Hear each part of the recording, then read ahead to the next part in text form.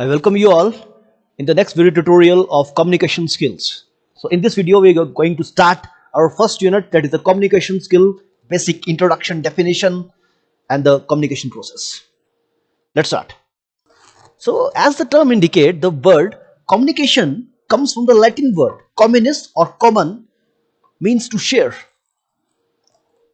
For communication to be shared, it is not enough to transmit symbols from one individual to other, but it fully require a message to have some relevance for the participants.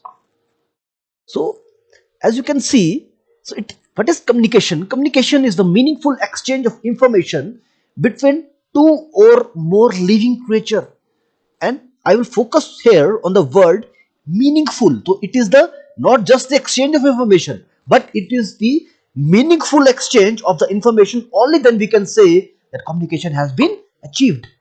So there are several elements of the communication. For doing a communication, we need some parameters, like we need a sender who will send the information, we need a receiver, we need a particular message, we need some channel encoding, decoding, and of course in the last we need the feedback. So let's focus upon these terms. So first of all, we need the sender. So who is the source or the sender? Is a person or the thing or the event which provides the verbal and the non-verbal clues to which someone can respond. So I hope you know about the meaning of verbal and the non-verbal. Verbal means the communication that, suppose I am talking to you, this is a verbal communication.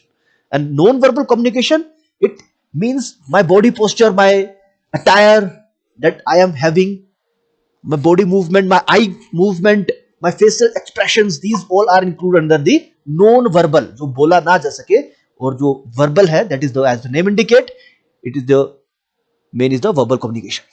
So who is the sender? A sender is a person or thing which provide verbal or non-verbal response. And who is the receiver? Yes, of course, a receiver is a person who interpreted a message sent by this sender or the source.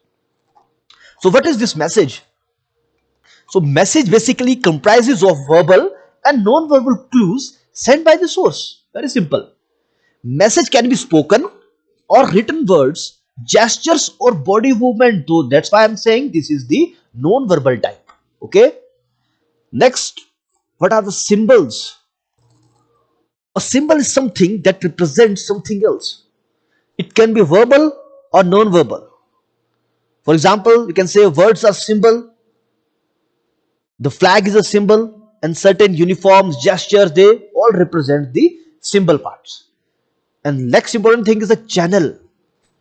What is this channel? A channel is the means to convey the stimuli, by which means we will convey our message. The most common channels are visual and auditory and other channels like touch, taste, smell, etc. So in simple terms, we can say that channel can be audio, visual or combination of audio visual.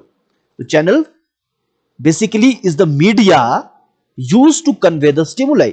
Suppose you are listening my lectures, so I am using this audio visual audio media, and you are also visualing on the screen. Then I am using a audio visual media, and that becomes a channel. Okay. So next is the encoding and decoding. As the name indicates, encoding is the process of selecting symbols.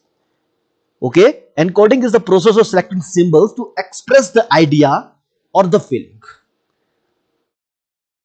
And what is decoding? It is the process by which the receiver translates the symbols provided by the source. And the last, we have feedback. So it is the response a receiver gives to the sender. So it is the response a receiver, one who receives, give to the sender as a result of the sender message. So this is your feedback. So I hope these following terms are clear to you. Source, sender, very simple. A person or thing that includes both verbal and non-verbal clues. Receiver is a person who interpreted a message given by the source. Message includes both a set of verbal and non-verbal clues sent by the source. Then symbol, yes, a symbol can be verbal or non-verbal. Channel is a media, basically means to convey the stimuli. Encoding is the process of selecting symbol to express the idea. Decoding is the process by which receiver translates the symbol provided by the source, and the last, the feedback, is always given by the receiver to the sender. So when we talk about the classroom communication, basically the classroom communication involves 5 distinct stages. First is you have to formulate a message. You have to prepare a message, you have to formulate a message. Then encoding. Okay, encoding again means selection of the word. I am showing you. So what is encoding? Selection of the symbols to express the idea. Next step is the transmission. How will it transmit the message? Then decoding and interpretation. Last is the evaluation and the feedback. Okay. So what is the formulation? It is very first stage of the communication in which message is formulated. Okay. Then message encoding. So encoding refers to selecting symbol to transmit ideas to the students. It includes both verbal and non-verbal communication. Then you will transmit. Message transmission, it is done through a channel. Okay. And nowadays, suppose I am transmitting you my lecture through this audio visual channel. Next is the decoding. Now you will receive my voice and you will decode yourself. Okay. You will decode means translating the symbols and derive meaning out of them. Okay. Receiver, because here you are the receiver, you students are the receiver. The receiver try to interpret the symbol and extract meaning out of them.